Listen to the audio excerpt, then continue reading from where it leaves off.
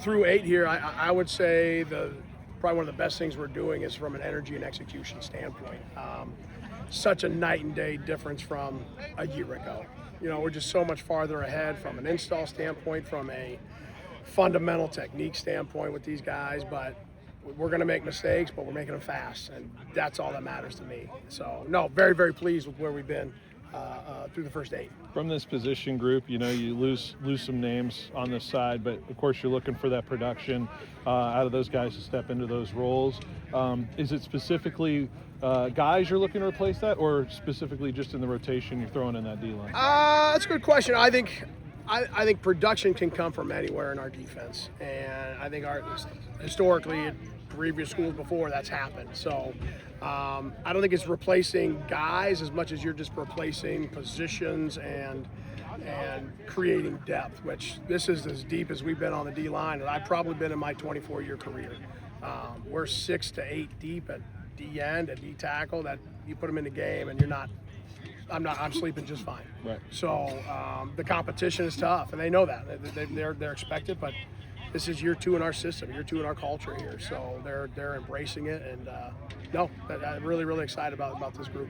We see in a historical sense the quarterback starting to get a little more slippery in the backfield, right? And finishing sacks and finishing opportunities. Is the groundwork laid here in these weeks to make sure those tackles and those sacks finish off? 100%, because you're never ever going to get a live rep on a quarterback, ever. So you're going to step on the field week 1, and the previous year you're never going to get a live rep in practice on tackling a quarterback. So we drill tackling, and then really quarterback tackling we focus more on in the fall. We're kind of focusing on just our base fundamental tackling right now. But no, these guys are moving. Credit to them on offense. They're moving. They're doing what they should do. All right, we've got to be able to break down and make plays in the backfield. But a lot of that's going to come in the fall from a tackling standpoint. That's for me. Who's just stepping up right now? I think a name obviously that's hurt most of the year. Redshirt Jairus Satelli has really come along. He's the smallest guy in the group, and he's out there, but he's got great energy. I think Dylan Hampson transferring in has played a big role. I think Jax has changed his body from that aspect. That he's a slimmer, more athletic for us on the edge, and then I think on the inside, just getting the guys that didn't rep a ton last year, Auckland, Logan, back from injury, are coming along. But DJ and Martin have been steady for us on the inside. DJ obviously had a breakout year last year, and he needs to continue to elevate his game.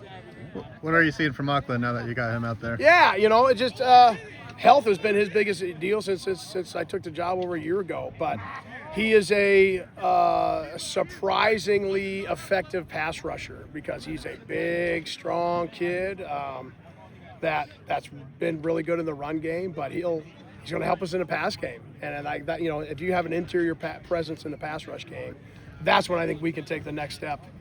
We're going to have edge guys, right? We lost Corey, we lost Finn, lost some really good players, but Coach O is going to we're going to be good on the edge. We've got to elevate our pass rush game on the inside. I think Auckland will help us with that. Can you share about your 2 early enrollees that you've brought in? Yeah. So Solomon Baker from Omaha, Nebraska.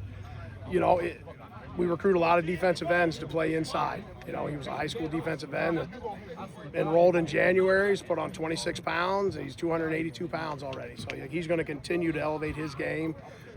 Still learning the system, but making mistakes fast. And you can find your way on the field if you make mistakes fast.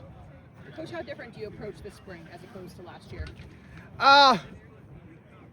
A lot, tell you the truth. We're starting.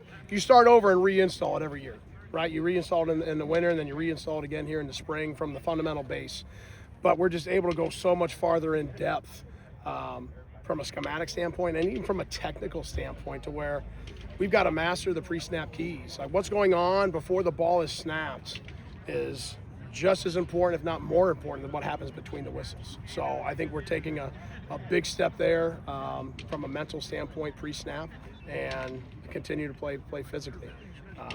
I missed on Brendan Huddleston from a new guy standpoint. So Brendan, same thing, a guy that's got position flexibility. We're starting him out at D-end. I would say started really slow the first 5, and you watch him out here the last 3. I'd say it's 2 TFLs of practice. You know, he's just playing physical, and I know the emphasis has just been continuing to play fast and violent. You're seeing that out of him. What have you come to love about Fresno since you've been here? Well, I know we people that live out here, you take the weather, and I think that to me, like, I drive home and I see the mountains. Like, I'll never ever take that for granted. From Indiana, where you step out and you can see for 15 miles, just flat. You know, so like to me, when I drive home, I see Kings Canyon every day when I drive home. I head out east, so love that part of it. Love the people. My wife and kids very happy here. We love our neighborhood. You know, so we're still, my wife and I getting out, like, I don't know if we've been to the same place twice. We just keep trying different places to eat. So every time we go out, we're just always looking for something new to eat. So I'm always up for recommendations there.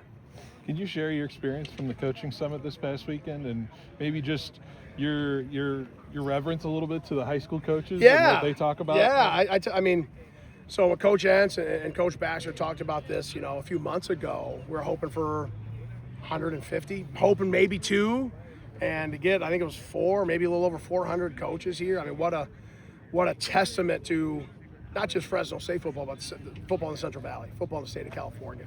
I mean, because they were coached from SoCal, coached from the Bay, coached from up north, and to have that kind of support that for a full day and got to practice the next day, like, it was impressive. I've spoken at a lot of clinics, a lot of state clinics, a lot of school clinics, and I've never seen one that big. So yeah, 100% shout out to the Valley and how important it is to us here at Fresno State.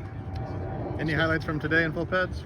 Yeah, you know, when you're O-line, D-line, if you got shoulder pads on, it's full every day. So, but today, you know, I liked our physicality in the run game.